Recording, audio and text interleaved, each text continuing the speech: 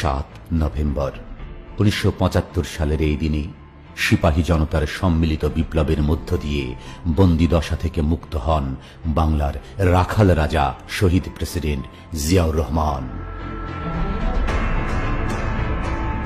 15 আগস্টের ঘটনা প্রবাহের মধ্য দিয়ে গঠিত খন্দকার মোশতাক সরকারকে উৎখাতে 3 নভেম্বর সেনা অভ্যুত্থান ঘটান ব্রিগেডিয়ার জেনারেল খালেদ মোশাররফ। এ সময় বন্দী করা হয় মেজর জেনারেল জিয়াউর রহমানকে। 7 নভেম্বর ইস্ট বেঙ্গল রেজিমেন্টের সিপাহীরা সাধারণ জনগণকে সঙ্গে নিয়ে পাল্টা অভ্যুত্থান ঘটিয়ে জিয়াউর রহমানকে মুক্ত করে। ঘটনা পরম্পরায় রাষ্ট্র ক্ষমতার শীর্ষে চলে আসেন তিনি। এরই ধারাবাহিকতায় প্রতিষ্ঠিত হয় বাংলাদেশী জাতীয়তাবাদ।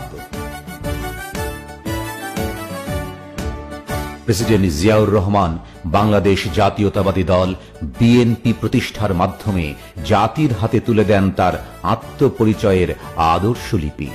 বিপ্লব সংগ্রামের মূল মন্ত্র এই ধারাপাত।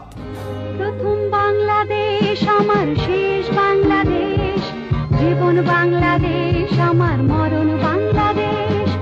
1981 সালের 30 মে প্রেসিডেন্ট জিয়ার শাহাদাতের পর বাংলাদেশী জাতীয়তাবাদ এদেশে আরো বিস্তার লাভ করে। যুগে যুগে শোষণ, বঞ্চনার, নিপীড়নের বিরুদ্ধে বিপ্লবের মূল মন্ত্র বাংলাদেশী জাতীয়তাবাদের চেতনা। প্রথম বাংলাদেশ আমার শেষ বাংলাদেশ। চলমান স্বৈরাচার বিরোধী আন্দোলন সংগ্রামে আমাদের প্রধান শক্তি প্রেসিডেন্ট জিয়ার রেখে যাওয়া এই অমূল্য সম্পদ। জীবন বাংলাদেশ আমার মরণ বাংলাদেশ। বিপ্লব দীর্ঘজীবী হোক। বাংলাদেশ জিন্দাবাদ।